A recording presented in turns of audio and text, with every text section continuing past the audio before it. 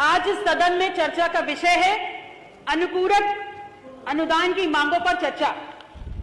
और जब इस बजट को मैंने पढ़ा तो सबसे पहले मेरे दिमाग में एक ख्याल आता है कि क्या है ये अनुपूरक बजट। ये है भारतीय जनता पार्टी का अनुपूरक बजट। वो भारतीय जनता पार्टी जो अपने आप को इस विश्व की सबसे बड़ी संगठन होने का दंभ भरती है और डंका पीट कर कहती है।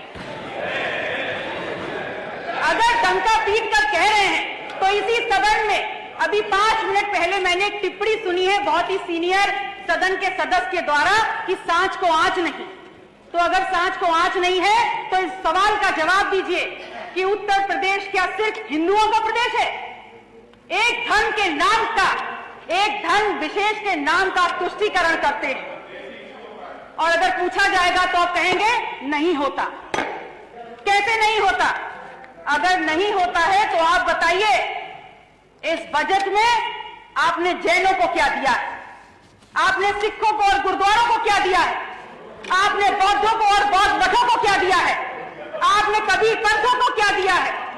और बहुत दूर मत जाइए, आपने नाथ संप्रदाय को क्या दिया है?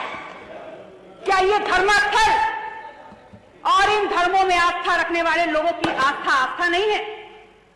आपके लिए बहुत अहम है कि इन विषयों पर चर्चा हो और आपको इस बात की तनिक भी चिंता नहीं है और तनिक भी गंभीरता से आप ये नहीं सोचना चाहते कि उत्तर प्रदेश की बहुसंख्यक आबादी इस देश के दलित और पिछड़ा ने बनाई है और उनके हक और अधिकारों की चर्चा इस सदन में प्राथमिकता के आधार पर होनी चाहिए।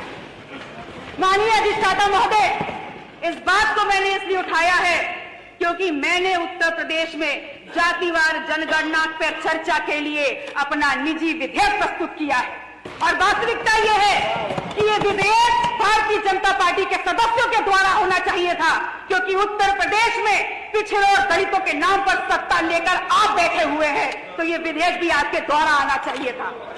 और ऐसा नहीं है, पर्याप्त संख्या में भारतीय जनता पार्टी में पर्याप्त संख्या में दलित और पिछड़ों की नुमाइंदगी करने वाले, प्रतिनिधित्व करने वाले यहाँ पर सदस्य बैठे हुए हैं, लेकिन सब के सब पंगु हैं और आप पंगु हैं इसलिए यहाँ पर आप जेल कहे या कुछ भी कहे, सच्चाई नहीं छुपने वाली।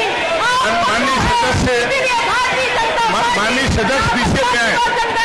माननीय सदस्य यहाँ पर दलित और पिछड़ों का काम करने का काम कर रही है। यहाँ पर अगर बात करो अनुसूचित जनजाति की, यहाँ बात करो जातिवाद जनगणना की, माननीय सदस्य पल्लवी पटेल जी पीछे में आइए, सप्लीमेंट्री बजट में आइए। जिस सदन में दलित और पिछड़ों की बात पर रखी जा सके तो वही वंचित ना किया जा सके, ऐसे सदन में मैं क्यों बैठूंगी? क्योंकि मुझे समाज के नाम पर दलित और पिछड़ों की आवाज उठाने के लिए बताया है। इसलिए पल्लवी पटेल जी, माननीय पल्लवी जी, आप लोग माननीय पल्लवी जी विषय पे आए, विषय पे सप्लीमेंट्री बजट पे। माननीय अधिष्ठाता जी,